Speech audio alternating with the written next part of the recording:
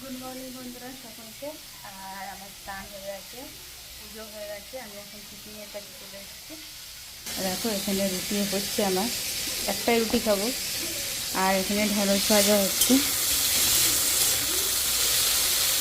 এক একজনের এক একটা তরকারি। মেয়েদের আলুর দম হয়ে গেছে ধনেপাতা দিয়ে, আর শাশুড়ি করে নিয়েছে এই যে পটল ভাজা একটু ছোটো মেয়েকে দিয়েছিল, ও খায়নি, আমাকে দিয়ে দিয়েছে। আমি এর সাথে একটু ভেঙে নেবো চাপা দিয়ে।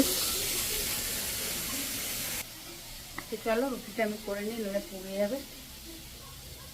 আজকে বেশ আকাশে রোদ্দুরটা উঠেছে, দেখো কখনো মেঘ করে আসছে, কখনো রোদ্দুর উঠছে।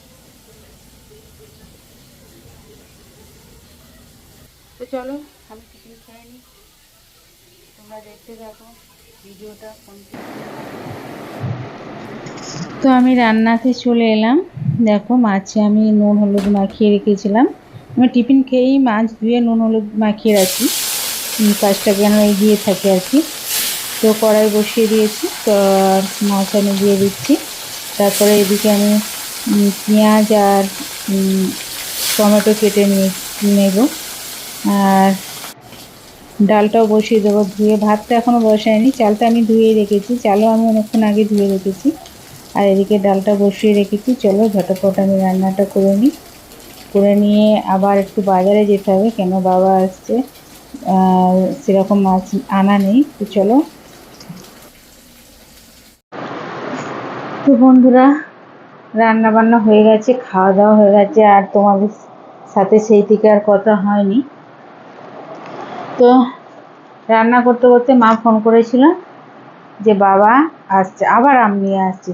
মানে মা আমাদের ওখানে মানে কটা 16টা না 17টা গাছ, সব গাছে আম হয়েছে। তো বাবা এত দূর থেকে আর দিয়ে আর কি পারে, তো তবুও যাতে মানে আমরা সকলে খেতে পাই আর কি। মানে আমাদের তো যেন দূরে, আমার বাড়ি তো কলকাতায়, আর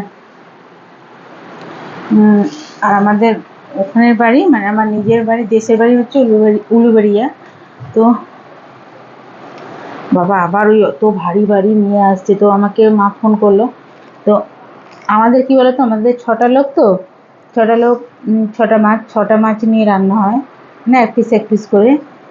আগে দুবেলা করে হতো, এখন যেহেতু মাছের দাম প্রচুর, এখন আর দুবেলা করে হয় না, একবেলা করে হয়, আর একবেলা ডিম করে নিই। আর যাই হোক, আর তো বাবা আসছে, কিছু রান্না করতে হতো, আমি আবার সেই রান্না করতে করতে তোমাদের যে রান্না করতে করতে করছিলাম দেখিয়েছিলাম। তো বাজারে ছুটলাম, তো বাবা মাংস খায় না, তো তবু মাংস নিয়ে এলাম। মাংসটা নিয়ে এলাম কেন বলো তো, ভাই খেতে বেশি ভালোবাসে, তো ভাইয়ের জন্য আমি সেটা পাঠিয়েছিলাম। আর মাছ এনেছিলাম, মাছের ডিম এনেছিলাম। তো আর আমাদের নিজস্ব তো ঢেঁড়সের তরকারি এইসব ছিল আর কি, যা হয়েছিল ঢেঁড়সের তরকারি, মাছের ঝাল, ডাল, ওই দিয়ে বাবা ভাত খেয়ে নিয়েছিল। তো বাবা ওখান থেকে বেরিয়েছিল 10:30টায়, আস্তে আস্তে ট্রেন থেকে আসতে, মানে ট্রেন 2টো না 3টে, আর ভারী তো বাবা নিয়েও আসতে পারে না, তো বসে বসে এসছে। যাই হোক ট্রেনও 2টো 3টে ছেড়ে দিয়েছে, তো 10:30টায় বেরিয়েছে, আমার কাছে এসে পৌঁছালো 3টে, পুরো 3টে। তো আমি খালি দেখছি কখন আসবে দেখছি। তো সবাইকে ভাত দিয়ে দিয়েছি, সবাই খেয়ে নিয়েছে 1:30টার মধ্যে। তো আমি খাইনি, আমি জানি বাবা আসুক তারপর খাবো। তারপর বাবা এলো, তো 3টের সময় খেলাম। তো খেয়ে আমার বাবা কিছু মানে খেতে খেতে এই 3:30 বেজে গেলো। তারপর আধ ঘন্টার মতো বসে আবার 4টে বাজতে বাবা চলে গেল। মানে বাবারা এরকমই হয়, মানে যতই কষ্ট হোক, জানে মেয়ে অত দূরে আছে, খাবে না, কিনে কত খাবে, চাষের যেহেতু আছে। তো দিয়ে গেছে। আর কিছু আমসত্ত্ব করেছিলাম, তো আমসত্ত্বটা তোমাদের দেখানো হয় না, মেয়েরাই সব খেয়ে নেয় তুলে তুলে। আর তোমাদের দেখায় ফ্রিজে কত আম আবার হয়ে গেছে। এবারে আমগুলো না প্রচুর মিষ্টি, আগের দিনে এনেছিল ছোট ছোট, মানে অনেক ধরনের গাছ আছে তো।